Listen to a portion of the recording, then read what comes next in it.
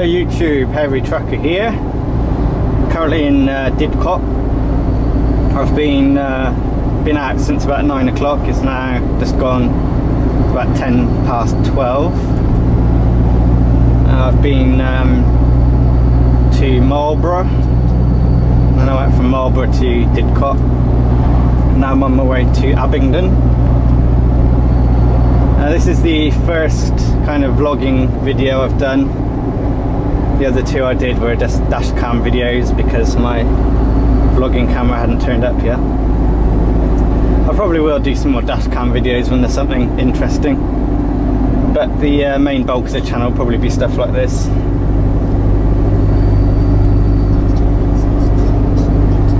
Just gonna chat about stuff, random stuff, just about what I get up to during the day. You know, just other things that I think of as and when.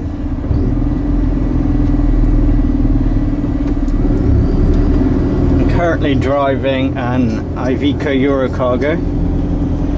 This one's 7.5 ton, so it's only a little baby.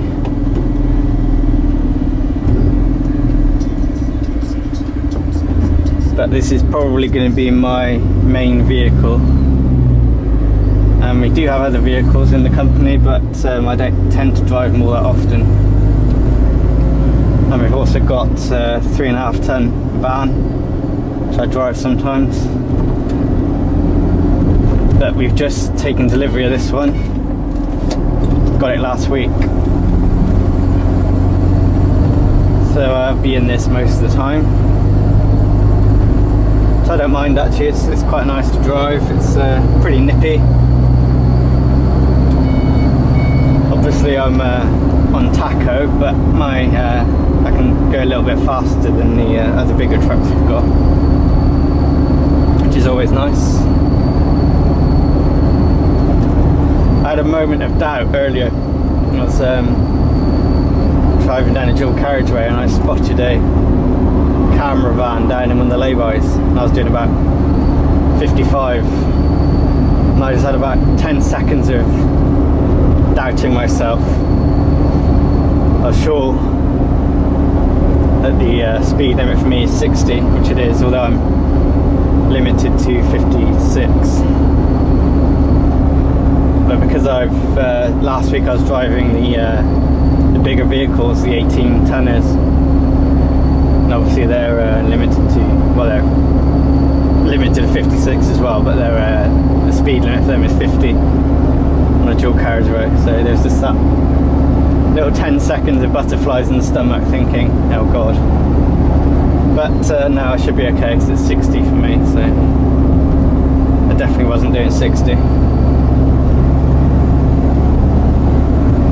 It's a lovely day today anyway. It's 20 degrees. It was 21 just now, but it seems to have gone down. It started off really cold this morning actually, but it's a really nice day now. I don't have aircon in this truck, so it gets a little bit stuffy in here, especially after I've been to delivery, because all of my deliveries are handballing stuff, heavy stuff as well, so you tend to get a little bit hot and sweaty when you're doing your drops and your deliveries.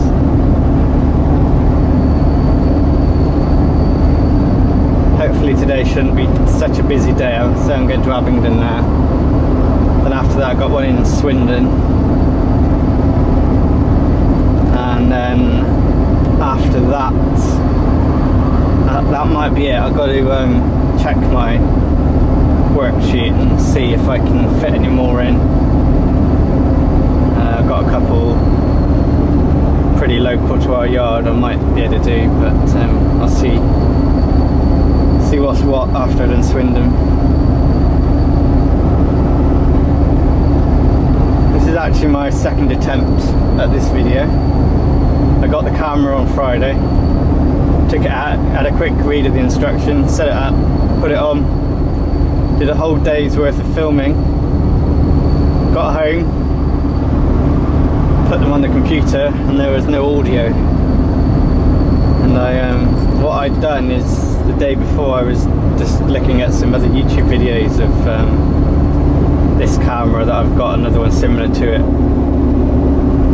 and they said something about the 720p slow motion mode was a good all-round mode, because it's still decent quality, but you can also slow stuff down, which I thought would be useful to slow little bits down here and there. But what they didn't mention was it also doesn't record audio in that mode, so I recorded all that stuff with no audio. So never mind, we'll try again. Got it set to 1020p this time, so file sizes will be a bit bigger, but at least you should be able to hear me, hopefully. I'm using the Sony Action Cam AS30.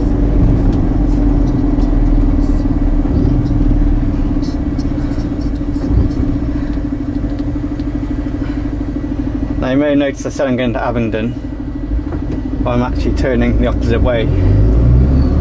It's not actually in Abingdon I've got to go, it's in a little village outside it, which is this way.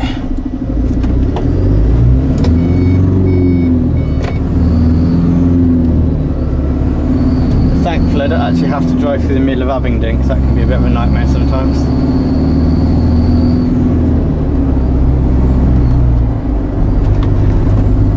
Truck's an automatic, if you hadn't noticed.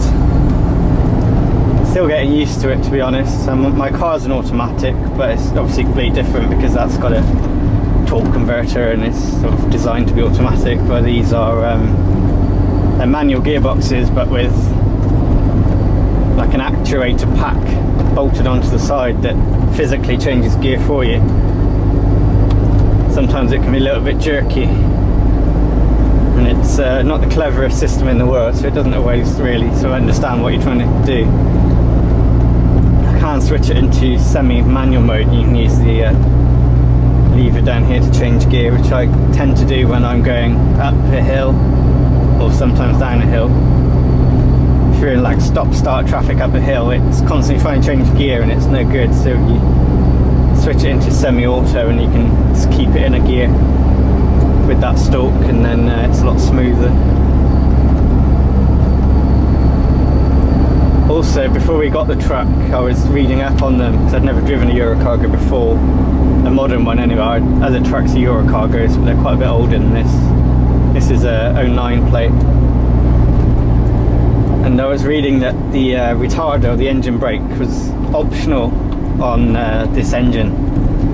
This is the 160 horsepower engine, and I was thinking that that's going to be an absolute nightmare when you got weight on trying to like brake down a hill, because it's only air over hydraulic brakes, or hydraulic over air, whichever way around it is, and they're not very good, I'll be honest with you. So when I took it out for the first time, I was trying to figure out if it had an engine brake, and it has, thank goodness. So going down hills is actually pretty easy.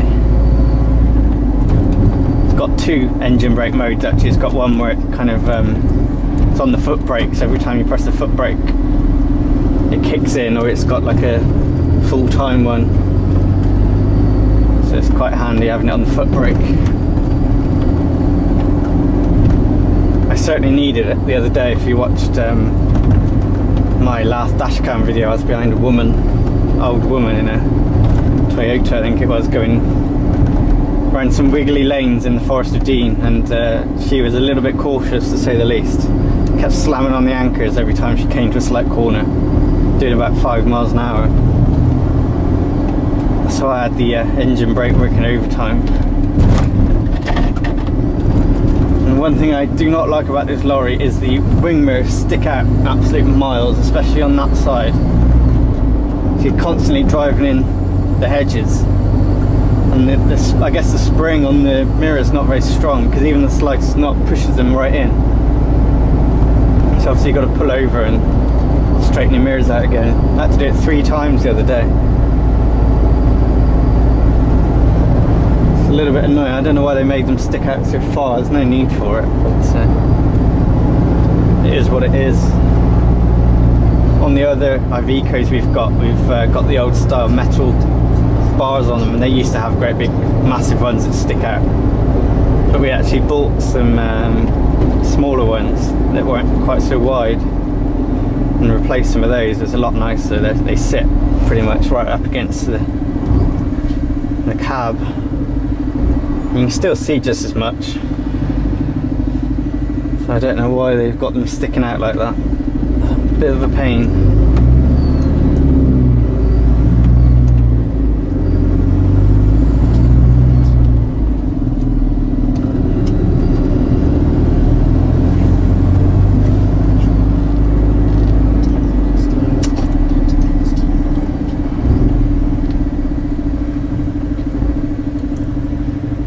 Okay, well, I'm going to leave you for a little bit. I'll go do my drop that I've got. It's in Kingston Bag Poos, however you say that. So we're not far away now, 2.5 miles. And I should probably catch up with you a little bit later.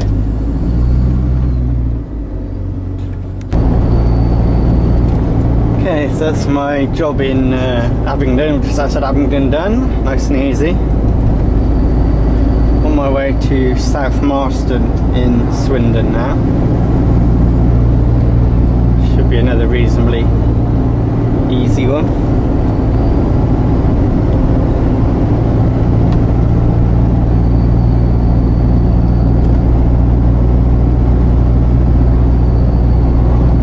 Nice car. Another nice car. Must suck braking down like that. It's only ever happened to me once. Gearbox blew up on my car on a T-junction, so I was stuck there.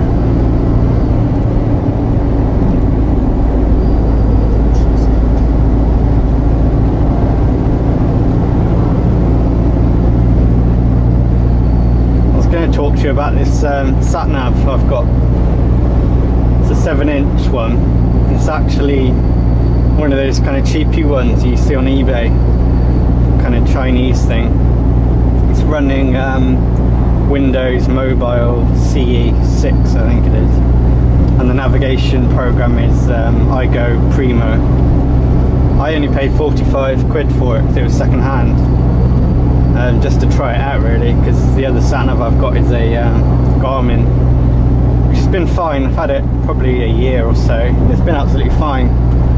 But you can't add points of interest to it directly on the unit. You've got to do it through a computer, which is just stupid. That just winds me up. Because what I like to do is when I go to a new customer, I like to add it as a point of interest, so I can go straight back there another time. And also, because before I was driving this lorry, I was mainly driving a 3.5 ton van.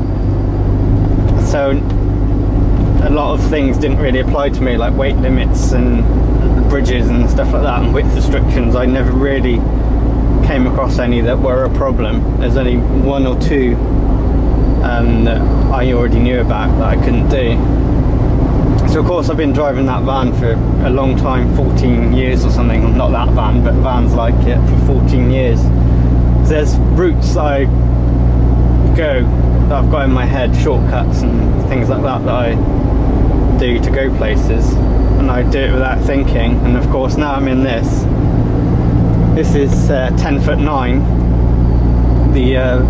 The old van we had was 9'4", I think, so it's a hell of a lot lower. And again, there's not that many bridges around that are going to affect me, but I know of one or two that will. And also width restrictions as well. The old van was under 6'6" in width. I'm not entirely sure what this is. It's got to be around 7, probably a little bit more than 7 foot actually. So again, there's a couple of places that I used to go, little shortcuts that I used to do that had 6'6" width restrictions that the old van could just about fit through. But there's no chance this thing will. So I've got to. That's why I bought this Satnav, is just to kind of retrain myself, if you like, not to take the routes that I used to take all the time, because this one is actually a dedicated truck, Satnav, so you can input your truck height, weight and width and all that kind of thing, and it'll actually stop you going down routes that you can't go down, or at least it will alert you beforehand anyway. So I bought that just to try. It's actually been fine so far. I've been using it for a few days.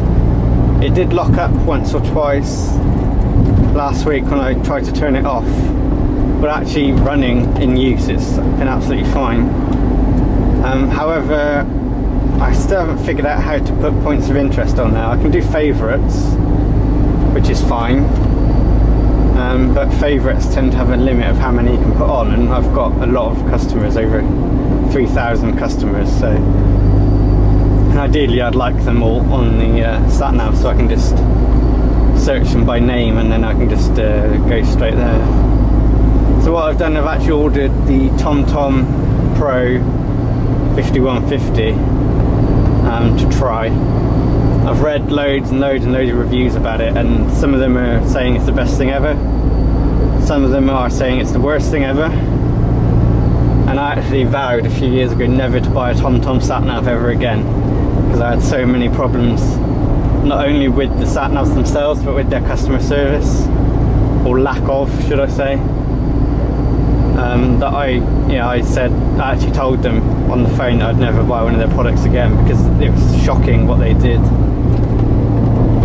Very briefly, I'll tell you what they did. I had a TomTom car go live, something or other, I can't remember the model.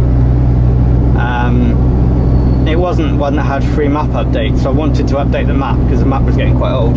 So I paid £70 or whatever it was for a new map. I opened up the TomTom Home application after I downloaded the map, and I backed up all my Satnav like it told me to, and then I installed the new map. It all installed fine, and then I went to turn it on just to check it, and it said no map was installed, even though I just spent sort of half an hour going through it, installing it all. So anyway, I did it again, I installed it all again, went to try it again, and again it said that there was no map installed. And by this time I was a little bit annoyed, but I thought, well, it's okay because the unit's not that old and I've just paid for this map, so I'm sure TomTom customer service will help me out. So I actually emailed them through their website, because the phone was a ridiculous amount of money to use. I got a reply back about a day later saying to try a few things, which I did, and again the map just would not install. It just kept telling me there was no map installed. Eventually I got the map to install, but then it came out with a message saying that I didn't have a valid license for the map, and this was the map that I just paid £70 for and had downloaded the day before. So I emailed TomTom again and said, look, I've got the map installed, but it's telling me I don't have a license for it, even though I've just bought it and I can prove I've just bought it off their website. And their response pretty much said, tough, you're gonna have to buy the map again because there's nothing we can do about it. And I was absolutely livid.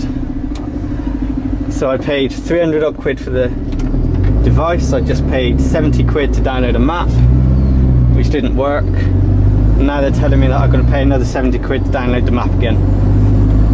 So I actually told them where to stick it, and I sold the Satnav as it was without a map on eBay. And since then I've had a Garmin.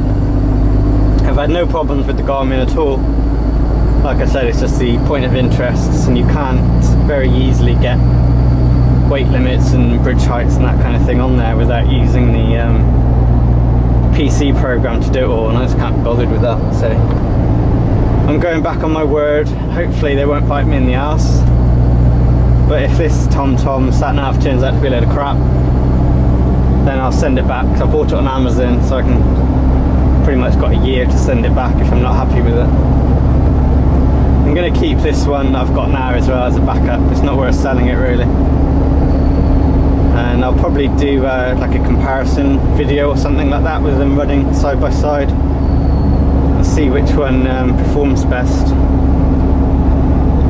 I'll do that in a few weeks, I expect, somehow.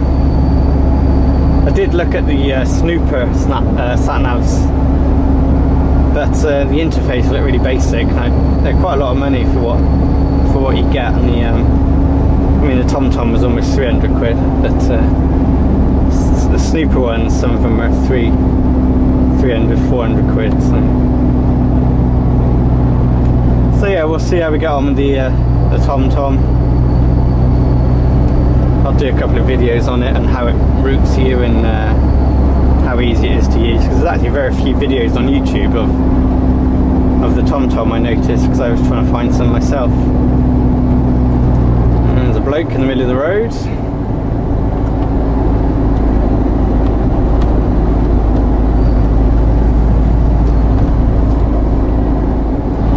The other thing slightly annoying about this one, it's got the speed camera alerts on it, but it's always 1 mile an hour less than what the speed limit is.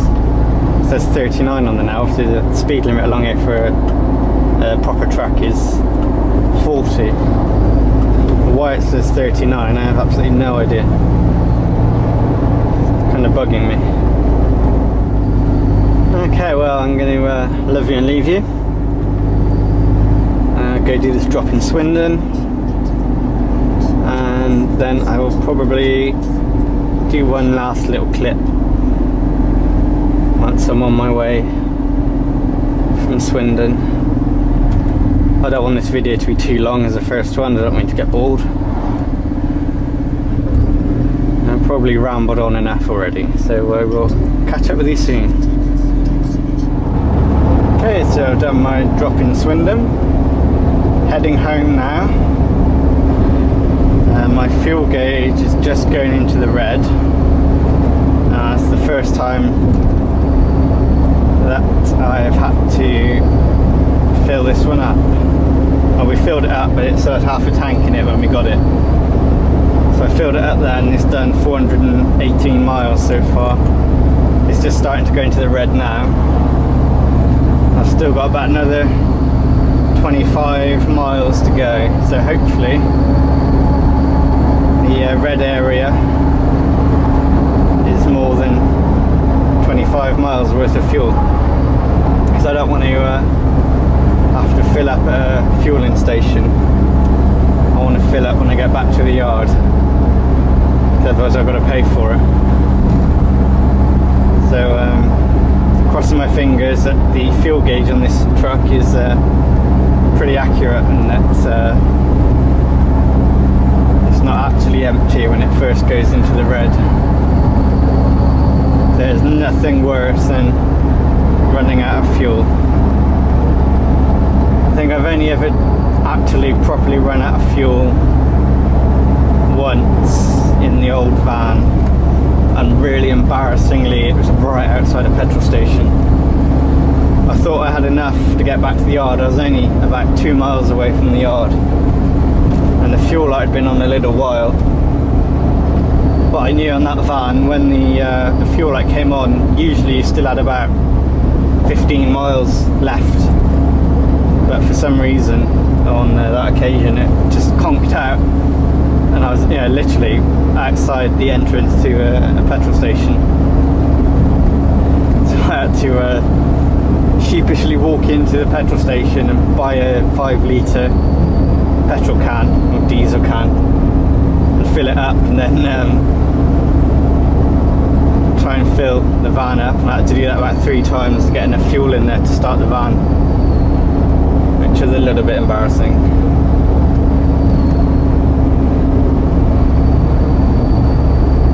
There's no more fuel stations between here and where I'm going directly, so if I was to run out of fuel, I'm going to have a long walk on my hand. I'm sure we'll be fine, I hope. Okay, well, unless I run out of fuel, I'm going to call it a day there. If I do run out of fuel, then I should probably do a bit more filming, because I'm going to have a long wait for someone to come rescue rescue me. So until next time guys, drive safe, and I'll see you next time.